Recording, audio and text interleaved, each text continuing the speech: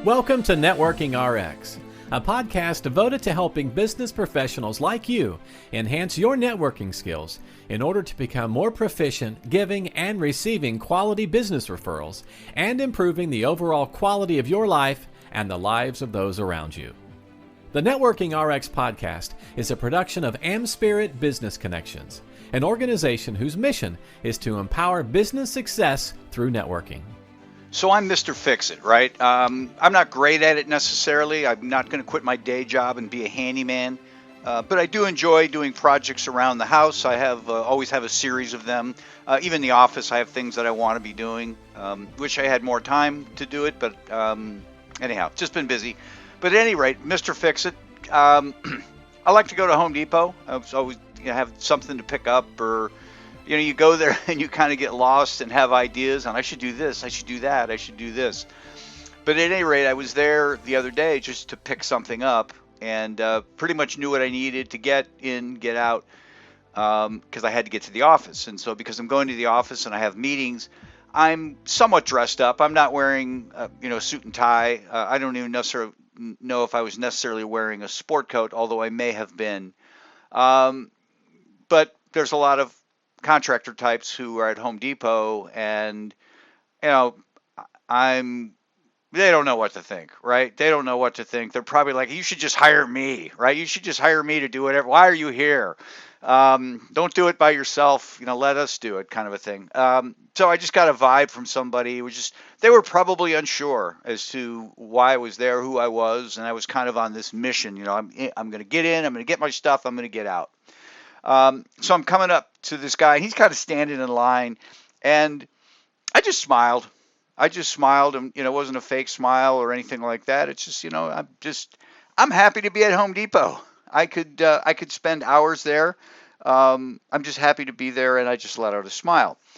And he had this really stern look on his face, like he was going to kick my ass, right? And it immediately melted, and he smiled back. And it was like a totally different person looking back at me. A totally different person. It reminds me of a cute little poem, or I did a 1 minute video on this, or a 1 minute podcast, called The House of a Thousand Mirrors. And a little puppy, two little puppies, one goes up and looks in the house and smiles, and obviously there are mirrors, and all the mirrors smile back. He thinks it's a wonderful place. And the other puppy goes in and is afraid, and kind of snarls. And of course, all the reflections snarl back, and he has a whole different perception of it. In other words, you kind of make, the world's going to reflect back what you give it. So I wanted to really talk about smiles and the power of smiles and what we can do with respect to smiles. Smiles release what they call feel-good neurotransmitters like dopamine, endorphin, serotonin, which certainly improves the person who's smiling. I feel better when I'm smiling versus when I'm not. In fact, they have done studies that even people who will force a smile or a fake smile, like holding a pen in your teeth to mimic a smile, have been shown to have similar benefits. In other words, the body is sort of leading the mind, right? I may not be happy, but I'm going to force a smile, and the brain is picking up on, okay, there's a smile there. I'm not feeling it, but there's a smile there, so I need to go ahead and I need to release these feel-good neurotransmitters. Again, dopamine, endorphin, serotonin. And they refer to this as the facial feedback hypothesis, which suggests that facial expressions influence emotions or emotional experiences. And again, there have been studies on this. They've done mapping of the muscles in the face, and it kind of works in reverse too. They were, okay, what are the muscles that are used to frown? And so people would be looking at probably a mirror or a computer screen and having it recorded. And when they were working on the frown stuff, they noticed they were just feeling horrible, right? They're just feeling horrible because the facial motion is sending messages to the brain. It's like, this person's having a tough go of it. So smiles smiles do these wonderful things to us. Improving our mood, reducing stress just from a simple smile. And it doesn't really take a whole lot of energy to smile, if you think about it. In fact, I looked it up, and smiling takes 10 to 12 muscles in your face to make it happen. Commonly associated with creating a smile, and it certainly depends upon how big your smile is. But frowning takes 11, so it takes the same amount of energy to do frown or to smile.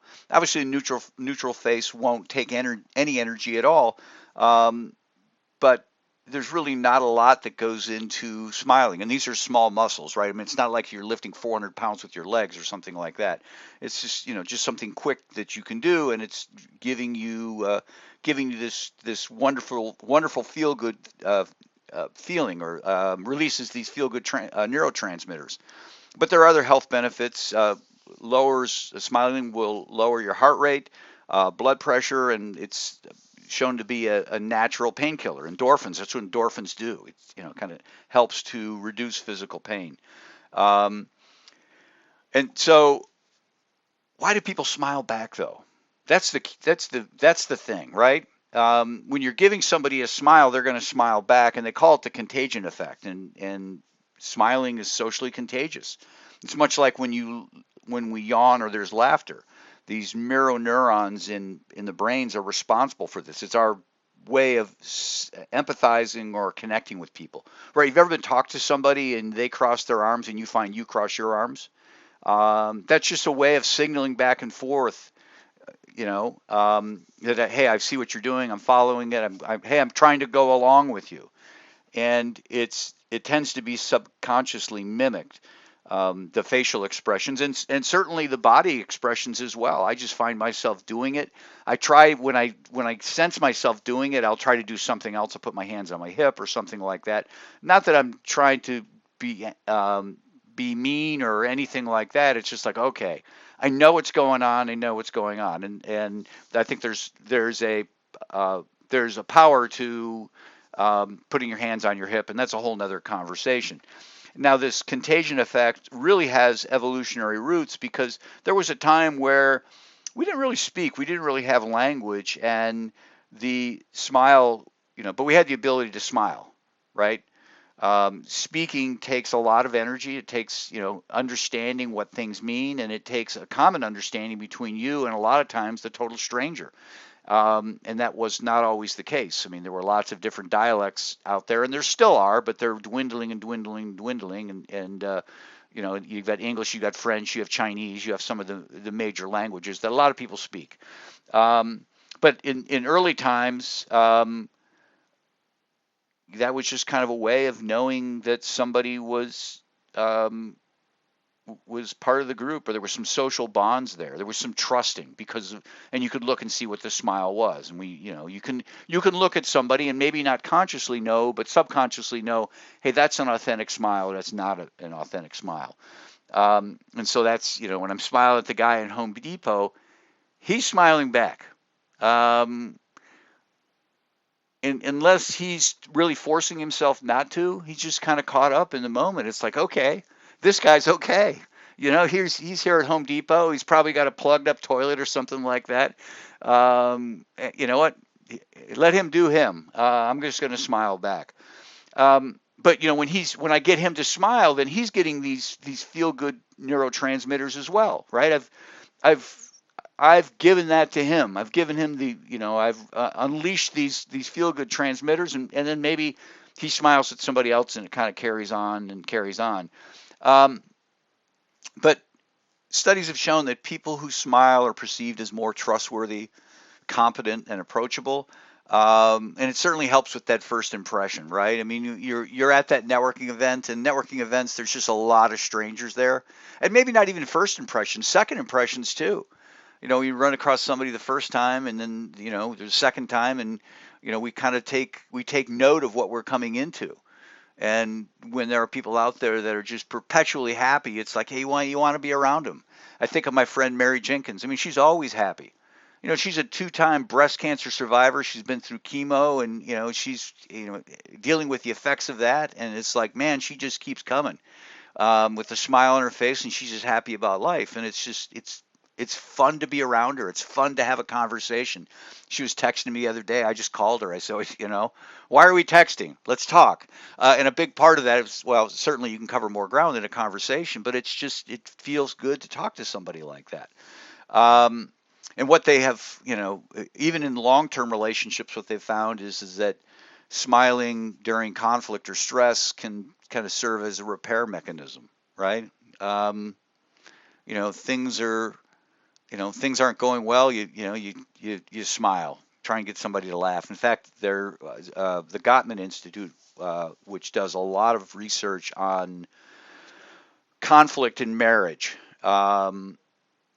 they found in their research that couples who smile and laugh during their conflict resolution discussions were more likely to stay together, because the use of smiles and humor often soften the emotional exchanges. So the point to this whole thing is that, as Victor Borge said, he's a Danish comedian. I just found this quote online. A smile is the shortest distance between two people. And it's so true. A single smile can, whether it's genuine or not, can have a ripple effect through the room. I mean, it's going to disarm tension, and it lays the foundation for trust. It's that benefit that you get by smiling, and it's a benefit that you can give away at the same time. Thanks for joining us on the Networking RX podcast. Please put what you've learned into action today and let us know if you have questions, comments, or ideas for future topics. You can email them to us at podcast@amspirit.com. That's AmSpirit.com. Finally, so you never miss an episode, be sure to subscribe to the Networking RX podcast through iTunes, Overcast, or however you receive your podcasts. Now get out and network with someone. The Networking RX podcast is the copyright production of AmSpirit Business Connection. All rights reserved.